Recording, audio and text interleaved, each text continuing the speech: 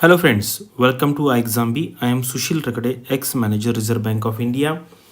और मुझे काफ़ी सारे मैसेज स्टूडेंट्स के आ रहे हैं कि सर अभी अगर हमें प्रिपरेशन चालू करना है। एक्चुअली लेट हो गया थोड़ा सा, क्योंकि मैंने जब इन्फॉर्मेशन दिया था कि एग्ज़ाम के डेट के बारे में तो नियर अबाउट हमारे पास 95 टू 100 के आसपास डेज थे। तो नोटिफिकेशन जब आया उसके बाद हमें 75 डेज़ मिले। और अगर आप देखेंगे प्रीवियस हिस्ट्री है तो आरबीआई सिर्फ 40 टू 45 डेज़ देता है। मतलब ये आज का जो सिचुएशन, ये नॉर्मल सिचुएशन है। अगर पिछले 2-3 साल का आप कंपैरिजन करेंगे, इस बार उन्होंने काफ़ी ज़्यादा टाइम दिया था। तो चलिए, मतलब जो ऐसे स्टूडेंट है कि जो अभी सोच रहे हैं कि अभी से अगर स्टार्ट करेंगे, 45 डेज़ का मतलब 1.5 महीना काफ़ी होता है। मतलब अगर आप टाइम वाइज देखेंगे तो काफ़ी टाइम है। अगर आपके पास एक सही प्लान है तो आप एग्जीक्यूट कर सकते हैं। मैं आपको प्लान बताऊंगा। अगर आपको प्लान अच्छा लगता है कि पॉसिबल है। देखो, पॉसिबल है या नहीं है ये काफ़ी सब्जेक्टिव है। अगर मैं आपको कहूँगा कि मैं आपको 4 साल दूंगा, आप पढ़िए, 10 घंटा पढ़िए, तो गारंटी से होगा कि नहीं होगा कोई बता नहीं सकता। मतलब पॉसिबिलिटी बढ़ जाती है। मतलब इतना टाइम करेंगे पॉसिबिलिटी बढ़ जाती है। और जैसे जैसे दिन कम होते जाते हैं, जैसे कोई कहेगा कि सर मैं 5 दिन पढ़ाई करूँगा तो हो जाएगा क्या, कोई हम पूरा निगलेक्ट नहीं कर सकते वो पॉसिबिलिटी कि 100% नहीं होगा, ऐसे नहीं कह सकते। और आपका बैकग्राउंड भी मैटर करता है। आप किस बैकग्राउंड से हो, आप कितने अच्छे तरीके से करते हो। एटलीस्ट प्रीलिम निकालना तो मुझे नहीं लगता 5 दिन के प्रिपरेशन पे भी निकल सकता है। और मैंने केसेस देखे भी है, लेकिन वो कम केसेस होंगे। और आप दोनों साइड में केसेस देख सकते हैं, कुछ नहीं भी देख सकते। तो चलो, अभी 45 डेज है, काफ़ी, मतलब मैं कहता हूँ मॉडरेट टाइम अवेलेबल है। मतलब ज़्यादा कम भी नहीं है, ज़्यादा भी नहीं है। तो इसके थ्रू कैसे जाना है। और दूसरा ये भी क्वेश्चन है कि हमारे पास अलग अलग सेक्शंस है। तो अगर इसको हमें एक ऑर्डर में लगाना है, ऑर्डर ऑफ इम्पोर्टेंस, मतलब सबसे ज़्यादा वेटेज जो है या इम्पोर्टेंस से कौन से सेक्शन का है, उसके बाद कौन सा है, उसके बाद कौन सा, इस तरीके से काफ़ी सारे स्टूडेंट पूछते हैं, क्योंकि उनका टाइम डिवोट करना है। अगर आपके पास बहुत लिमिटेड टाइम होते तो हम क्या करेंगे, जो सेक्शन सबसे ज़्यादा इंपॉर्टेंट है उसको ज़्यादा फोकस करेंगे। तो ये भी मैं बताऊंगा। इससे भी आपको अगर खुद को भी प्रिपरेशन करना है तो आपको आइडिया आ जाएगा। और जो स्टूडेंट ऐसे हैं जो अगले साल के लिए ट्राई कर रहे हैं, उनके लिए भी ये ऑर्डर ऑफ इम्पोर्टेंस है अलग अलग सेक्शन का, वो भी आपको समझ में आ जाएगा। और वो अगर आपको अंडरस्टैंड होता है, मैं बताऊंगा आपको, कुछ लोगों को समझेगा नहीं मैंने परसेंटेज कैसे लिखा है, लेकिन just try to understand the importance. मैं आपको डिटेल में एक्सप्लेन करूंगा क्या है। आपको पता है 28 मई 2022 को आपका एग्जाम है। और अभी आज है, मैं काफ़ी लेट नाइट ये वीडियो बना रहा हूँ, तो आज है 13 अप्रैल। तो अगर आप आज से चालू करते हैं तो आज से लेके 27 मई तक हमारे पास 45 डेज है। तो काफ़ी पॉसिबल है। और जब रिजल्ट आएगा मैं बताऊंगा भी आपको, क्योंकि आपका नज़रिया है। अगर आप ऑप्टिमिस्टिक रहेंगे तो आपको लगेगा, पेसिमिस्टिक रहेंगे तो लोग बोलते हैं कि ये हमारी बस की बात नहीं, अगर हम 12 महीने भी पढ़ाई करते हैं तो आपको ऑप्टिमिस्टिक रह के चलना है। और कुछ स्टूडेंट ऐसे हैं जो सोच रहे हैं कि मैं अगले साल दूंगा, उनको भी मैं सजेस्ट करूंगा कि आप इसी साल 100% देने का ट्राई कीजिए। रेयर चांस है कि आपका सिलेक्शन होगा, जीरो तो नहीं कर सकते हम चांसेस का, जो मतलब ये है परसेंटेज। लेकिन अगर नहीं भी होता है तो ये साल का आपका जो एक्सपीरियंस है, ये साल का आपका जो मार्कशीट है, उसके बेसिस फिर अगले साल आप बहुत अच्छी तरीके से आपका अटेम्प्ट दे सकते हैं। अदरवाइज क्या होगा, आप इस साल का छोड़ देंगे तो अगला साल आपका एक्सपेरिमेंट का साल होगा। और उसके बाद फिर 24 वाला अटेम्प्ट जो होगा वो फिर आप सीरियसली देंगे। इसलिए जो लोगों को लगता है कि यार मेरे से नहीं होगा, स्टिल मैं उनको सजेस्ट करूंगा कि आप यहाँ पे भी आप फुल फ्लेज ट्राई कीजिए। तो चलो देखिए, काफ़ी मेहनत करके मैंने प्लान बनाया है और काफ़ी इसमें कलर बिलर दिए हैं। कलर से क्या होता है कि उसमें हम बोलते हैं ना, जान आ जाती है एंड हमें समझने में आसानी होती है। मैं आपको एक्सप्लेन करता हूँ क्या है। और ये मैं अभी यहाँ पे छोटा दिखेगा आपको, अगले इसमें मैंने इसको 2 पार्ट में डिवाइड करके एक्सप्लेन किया है। तो सबसे पहले मैंने वीडियो बनाया 75 डेज़ का। तो ये आइडियल था, बहुत सारे लोगों ने ज्वाइन किया, 400-500 आई थिंक 1000 लोगों ने ज्वाइन किया होगा। उसके बाद मैंने 60 डेज़ का प्लान बनाया, यहाँ पे भी काफ़ी सारे स्टूडेंट रेडी थे। अभी ये बन रहा है 45 डेज़ का। उसके बाद 30 दिन वाला भी बनाऊंगा मैं, 25 दिन वाला भी बनाऊंगा। और इसके नीचे बनाने का कोई पर्पज़ नहीं है, क्योंकि वो फिर बहुत रेयर पॉसिबिलिटी हो जाएगी। ठीक है, तो और 2 वीडियो बनेंगे, लेकिन आप उसके लिए वेट मत कीजिए। ये काफ़ी आइडियल टाइम है, ज़्यादा मतलब मॉडरेट लेवल का टाइम है। यहाँ से करेंगे तो पॉसिबिलिटी है काफ़ी। और जिनको भरोसा नहीं है, सिलेक्शन हो जाने के बाद मैं आपको एग्जाम्पल आपके सामने मैं बताऊंगा। ठीक है, चलिए ये मैं आगे के स्लाइड में आपको एक्सपांड करके बताता हूँ। तो देखिए ये है अभी आज है आपका 13 अप्रैल। तो ये देखो ये बहुत इंपॉर्टेंट है। If you are ready to give daily 5 hours then only think about this 45 days plan. अगर आपके पास 5 घंटे से कम टाइम है तो आप कृपया करके इसको फॉलो मत कीजिए, क्योंकि मैंने जो सबसे स्टार्टिंग में बुक का एग्जांपल दिया था, अगर 100 पेजेस है आपके पास, ठीक है, और आपको 50 दिन है तो आपको 20 पेजेस अगर पढ़ेंगे आप दिन में तो 50 दिन में हो जाएगा। अभी आपके पास 40 दिन है तो आपको 25 पेजेस पढ़ने पड़ेंगे एवरी डे। अगर आपके पास 25 दिन है तो आपको 40 पेजेस पढ़ने पड़ेंगे। तो ये इन्वर्स रिलेशन है। अगर आपके पास 20 दिन है तो आपको 50 पेजेस पढ़ने पड़ेंगे, 10 दिन है तो 100 पेजेस पढ़ने पड़ेंगे। तो उसी तरीके से ये है। पहला जो 75 डेज वाला बनाया था उसमें मैं एक्सपेक्ट कर रहा था मिनिमम 2.5 घंटे आपके पास होना चाहिए, लेकिन अभी 5 घंटे है तो ही इसको फॉलो कीजिए, अदरवाइज फिर आप ये मेरा प्लान तो फिर एग्जीक्यूट नहीं हो सकता है, क्योंकि मिनिमम जो है उतना तो करना ही करना है। मतलब इन केस ये केस में 1000 पेज तो पढ़ने ही पढ़ने हैं हमें, है ना। मैं 1000 पेज एनालॉजी के लिए दे रहा हूँ। कोई पूछेगा 1000 पेज 20 में से कहाँ से आ गए सर, 1000 पेज के नोट्स देने वाले हैं, ऐसा कुछ लोगों को लगेगा। ये जस्ट एनालॉजी, ठीक है। तो ये प्लान कौन से स्टूडेंट को है, जो 5 घंटे मिनिमम दे सकते हैं उनके लिए है, बाकी लोगों के लिए नहीं है। फिर आप आगे का नहीं देखा तो भी चलेगा। तो यहाँ पर क्या बताया है, जो मैंने 75 डेज का सबसे पहले प्लान बनाया था उसी को कंटिन्यू करना है 13 तारीख से। 13, 14 इसका प्लान ऑलरेडी रेडी, मैं आपको आगे दिखा दूंगा। ठीक है, ये वीडियो ऑलरेडी प्लान है और ये चलते रहेंगे लाइव फॉर्मेट में। एक लाइव फॉर्मेट में रहता है, एक रिकॉर्डेड फॉर्मेट में रहता है। अभी क्या करना है, जो लोग अभी ज्वाइन करेंगे 13 तारीख को, उनको क्या करना है, जो प्रीवियस का जो प्लान था उसके रिकॉर्डेड वीडियो अवेलेबल है वो देखना है। जैसे कल आपको मार्च 14-15 का देखना है, उसमें मैंने ना स्ट्रैटेजी वीडियो बनाया था। एक फेज़ 1 का बनाया था और एक फेज़ 2 का बनाया था। दूसरे दिन क्या करना है, 14 अप्रैल को, उस दिन का जो प्लान है वो फॉलो करना है। एंड मार्च 16 का जो प्लान था उसके साथ एग्जीक्यूट करना है। तो जो डेली लाइव प्लान चल रहा है उसको लगते हैं 2.5 आवर्स, एंड प्रीवियस जो आपका मिस हुआ है उसको कवर करने के लिए 2.5 घंटे, यानी कि मिनिमम 5 घंटे आपको देने पड़ेंगे। तो इस तरीके से ये पूरा चलता रहेगा। मई 1 है, यहाँ से पूरा मैंने बता दिया है कि एक करंट प्लान है और एक है जो बैकलॉग, जो पिछले लेक्चर हुए हैं उसके रिकॉर्डेड सेशन अवेलेबल है, वो आपको देखना पड़ेगा। तो ये हो गया। उसके बाद अभी आते हैं ऐसा ऐसा करके, फिर बाद में ये 12 जो आपका 11 मई है, यहाँ पे आपका बैकलॉग पूरा हो जाता है। ठीक है, क्योंकि हम 13 अप्रैल से चालू कर रहे हैं तो 12 अप्रैल को बैकलॉग पूरा हो गया। उसके बाद फिर मैंने क्या किया है, मॉक टेस्ट दिया है।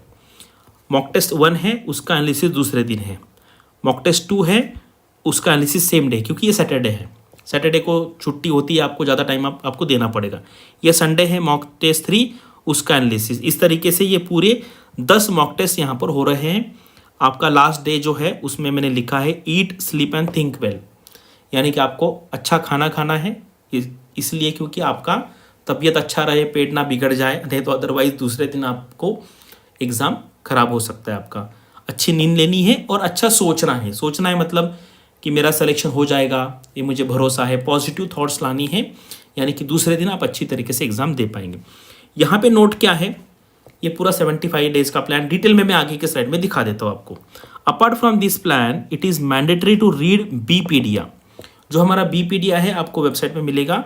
ये जैन से पढ़ना है, जैन 2022, यानी कि Jain, Feb, March, April and उसके बाद मिड मई तक आपको ये पढ़ना है। 4.5 महीने का पढ़ना है। And solve previous 6 years RBI grade B phase 1 question papers, यानी कि यहाँ पे सिर्फ क्यूआर ही देखना है आपको, है ना। उस टाइम का जीए पढ़ के आप क्या करेंगे। एक फर्स्ट नोट है, ये करना है। एंड नोट 2 जो है, we have provided 15 full length mock test phase 1 के लिए। Above plan consist of 10 mocks. तो ये प्लान में मैंने 10 मॉक्स बिठाए हैं, ठीक है, क्योंकि टाइम के हिसाब से 10 मॉक्स ही बैठ रहे हैं। एंड अगर आपके पास टाइम है and if you want to solve more you can, तो 5 एडिशनल है, आप वो सॉल्व कर सकते हैं। इसके अलावा मैंने क्या किया है, जीए सेक्शन आपको पता है जीए का वेटेज है, तो एडिशनल 10 जीए सेक्शनल टेस्ट प्रोवाइड करूंगा। यानी कि जीए के कितने क्वेश्चन हो गए आपके पास, 15 मॉक टेस्ट इंटू 80, ये हो गए 1200। एंड ये है आपके 10 इंटू 80 सेक्शनल, 800। तो आपको टोटल 2000 MCQ मिलने वाले हैं जीए के। और जीए पे इतना फोकस क्यों है? क्योंकि उसका वेटेज ज़्यादा है। तो ये हो गया पूरा प्लान। ठीक है, बहुत अच्छी तरीके से एक्सप्लेन किया मैंने।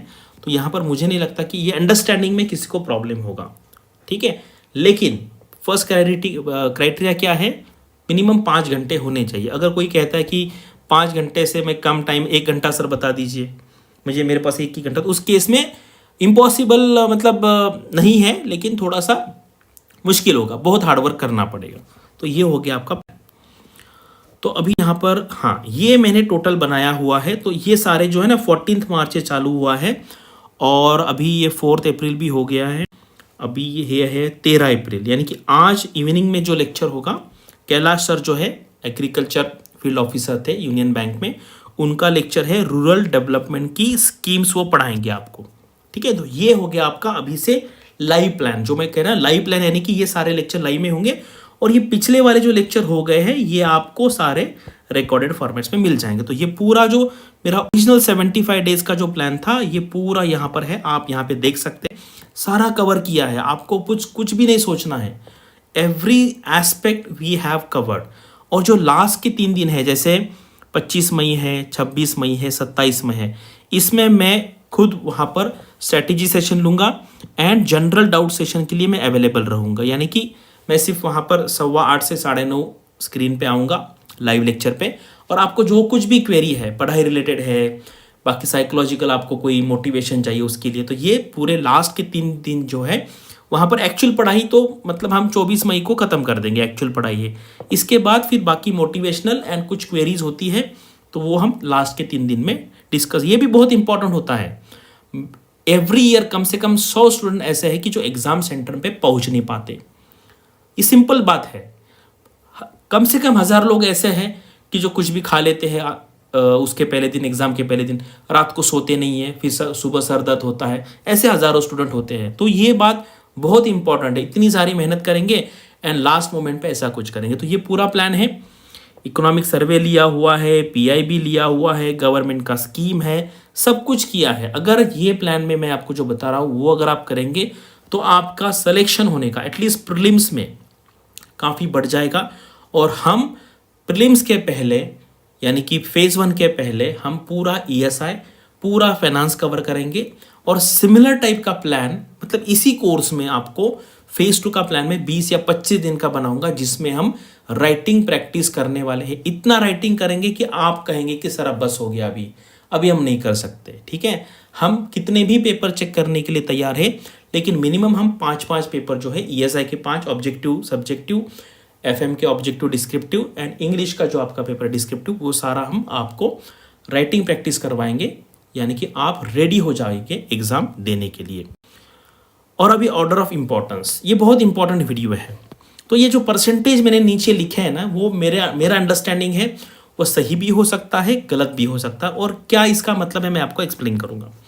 जैसे अगर आप देखेंगे, हम अभी प्रीलिम्स के पहले तो सिर्फ हम जीए, इंग्लिश, रीजनिंग एंड क्वांट के बारे में बात करेंगे।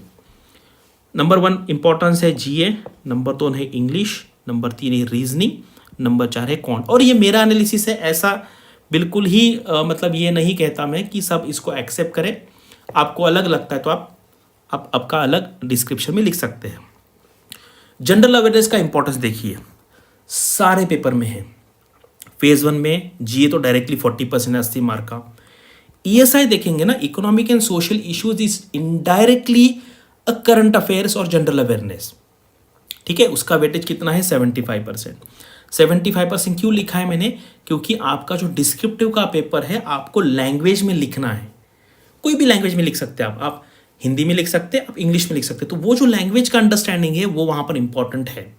मतलब आपका नॉलेज बहुत अच्छा है, लेकिन आप अगर एंड, इज, वॉज, वेयर, इसमें अगर गलती करेंगे तो बहुत बुरा लगेगा। तो इसलिए ईएसआई में जो वेटेज है जनरल अवेयरनेस का, वो 75%। एफएम में 40% है। 40% क्यों? क्योंकि जो मैनेजमेंट इथिक्स सेक्शन है उसका तो थ्योरी है, वो पढ़ना पड़ेगा आपको, लेकिन उसका जो फाइनेंस पोर्शन है, वो फाइनेंस जो 50 मार्क है, उसमें 40% वेटेज में जनरल अवेयरनेस का आपका जो अंडरस्टैंडिंग है उसको देता हूँ। रिमेनिंग वेटेज इंग्लिश लैंग्वेज का होगा। अब इंग्लिश पेपर में जीए का वेटेज 40%। ऐसे कैसे सर बोल रहे हो आप?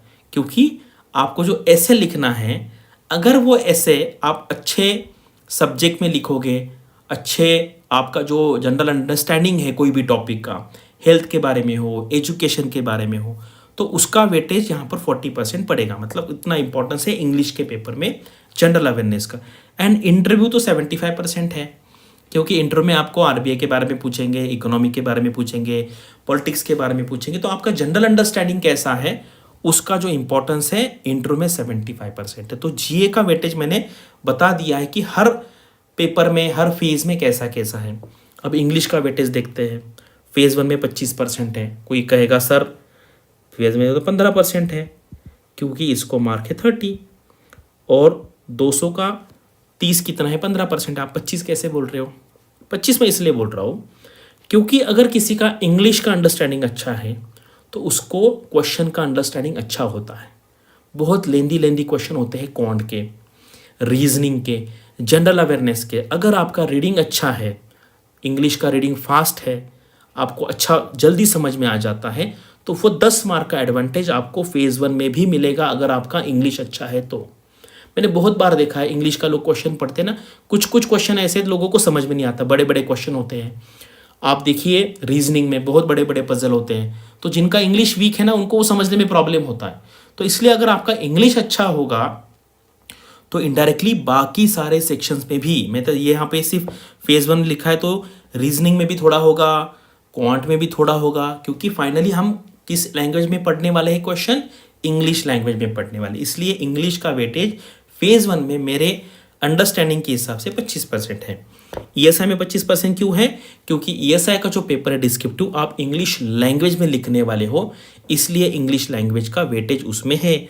सिमिलरली फाइनेंस एंड मैनेजमेंट के पेपर में, इंग्लिश के पेपर में तो इंग्लिश का वेटेज सबसे ज़्यादा रहेगा, 75% रहेगा। और रिमेनिंग वेटेज जो है मैंने इसको दिया है, आप उसको कहेंगे कि आपका जो सब्जेक्ट नॉलेज है, ठीक है। और आप इसका एडिशन मत करिए, यहाँ पे आप एडिशन करेंगे तो 115 आ जाएगा।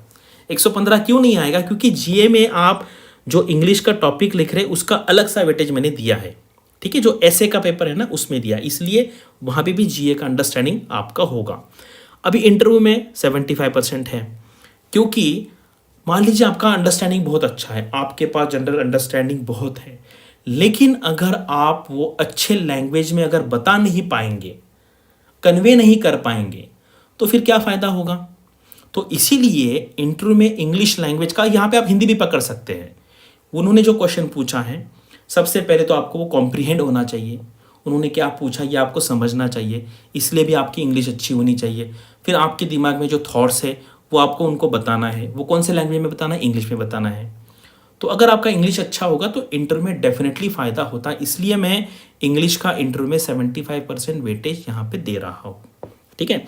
अभी रीजनिंग का फेज़ 1 में 30%, ये तो डायरेक्टली है क्योंकि 60 मार्क्स है एंड 200 का 60 कितना है? 30%। ईएसआई में 10% है, एफए में 10% है, इंग्लिश में 10% है। तो बोल रहे ऐसा कैसे हुआ?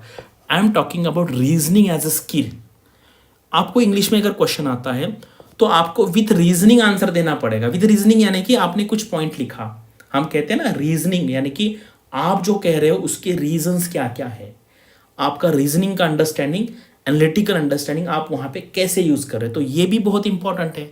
अगर मैं 2 सिमिलर टाइप का इन्फॉर्मेशन 2 स्टूडेंट को देता हूँ और कहता हूँ कि आप लिखो, तो जिसका रीजनिंग का अंडरस्टैंडिंग अच्छा है, एनालिटिकल अंडरस्टैंडिंग अच्छा है, वो जो थॉट्स है उसको एक लॉजिकल सीक्वेंस में लिखता है। इसीलिए जिनका रीजनिंग अच्छा है वो इंटरव्यू में भी अच्छा परफॉर्म करते। क्यों?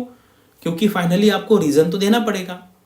आपको आरबीआई क्यों ज्वाइन करना है, आपने जॉब क्यों छोड़ा, आपने ये क्यों किया, आपने वो क्यों किया, इसके लिए क्या है? रीजनिंग आपको देना पड़ता है। With reason you have to elaborate your answer. English के पेपर में भी आपको ऐसे लिखना है, लॉजिकल सीक्वेंस में आएगा। लॉजिक क्या है? लॉजिक भी रीजनिंग का पार्ट है। लॉजिकल सीक्वेंस में आंसर लिखेंगे तो ही वेटेज मिलेगा। एंड फाइनली क्वांट का फेज़ 1 में तो डायरेक्टली 15% है। ईएसआई में मुझे मैं कनेक्ट नहीं कर पाया, ईएसआई में कुछ इंपॉर्टेंस नहीं लग रहा है मुझे, एफए में भी नहीं है, इंग्लिश में नहीं, इंटर में 5% है। इंग्लिश में 5% मैंने इसलिए लिखा है क्योंकि अगर आपका नंबर क्रंचिंग बहुत अच्छा है, आप अगर अच्छी तरीके से नंबर बता पा रहे हो, कोई डेटा दे रहे हो, आपके नंबर्स आपको बहुत अच्छी तरीके से समझ में आते हैं। कभी कभी क्या है ना, जिनका मैथ्स अच्छा होता है वहाँ पर कुछ क्वेश्चन पूछे जाते हैं आपको। सामने वाला अगर जो इंटरव्यू लेने वाले पैनल में अगर कोई होगा कि जिसका क्वांट अच्छा है तो कुछ क्वेश्चन पूछ देता है, इसलिए मुझे थोड़ा वेटेज लगता है। जिसका क्वांटिटेटिव एप्टीट्यूड का अंडरस्टैंडिंग अच्छा है तो इंटरव्यू में कुछ ना कुछ बेनिफिट वहाँ पर मिल सकता है। आपने ऐसा कभी इस तरीके का एनालिसिस कभी देखा नहीं होगा। मैंने थोड़ा सोचा कि यार कुछ कनेक्शन हम लगा सकते कि नहीं लगा सकते, तो मैंने लगाने का ट्राई किया है। कुछ लोगों को पसंद आ सकता है, कुछ को नहीं आ सकता है। मेरा ये पिछला जो 10 साल का मेरा पूरा जो आरबीआई मेंटरिंग का एक्सरसाइज है उसका मैंने, हम बोलते हैं ना, निचोड़ मैंने आपको यहाँ पे देने का ट्राई किया है। तो आप जब भी पढ़ेंगे तब आपको समझ में आएगी कि कौन से सेक्शन को कितना इंपॉर्टेंस देना है। मैंने जो बताया ना आपको, जिसका इंग्लिश अच्छा है उसको क्वांट में ज़्यादा मार्क्स मिलने के प्रोबेबिलिटी बढ़ जाती है, क्योंकि उसका जो अंडरस्टैंडिंग है क्वांट का। जब मैं क्वांट पढ़ता हूँ तो मुझे बस एक ही बार पढ़ना पड़ता है, डबल में पढ़ता नहीं। बहुत लोगों को समझ में नहीं आता। इसलिए आप देखिए, जिनका इंग्लिश अच्छा नहीं है, जो इंग्लिश के क्वेश्चन पढ़ते हैं वो जल्दी कॉम्प्रीहेंड नहीं होता है। उनको रीजनिंग के बहुत बड़े बड़े पजल होते हैं, उनको 2 बार 3 बार 4 बार पढ़ना पड़ता है। तो इसलिए इंग्लिश अच्छा होना ये क्वांट एंड रीजनिंग के लिए भी उतना ही इंपॉर्टेंट है, ठीक है, जितना बाकी इंग्लिश लैंग्वेज के लिए है। तो ये है, और इस तरीके से अगर आप करेंगे तो आपको डेफिनेटली इसका फ़ायदा होगा। ये एग्ज़ाम के लिए तो होगा ही होगा, लेकिन लॉन्ग टर्म जो प्लान कर रहे हैं उनको पता चलेगा कि हमें किस ऑर्डर में हमारा टाइम डिवोट यहाँ पर करना है।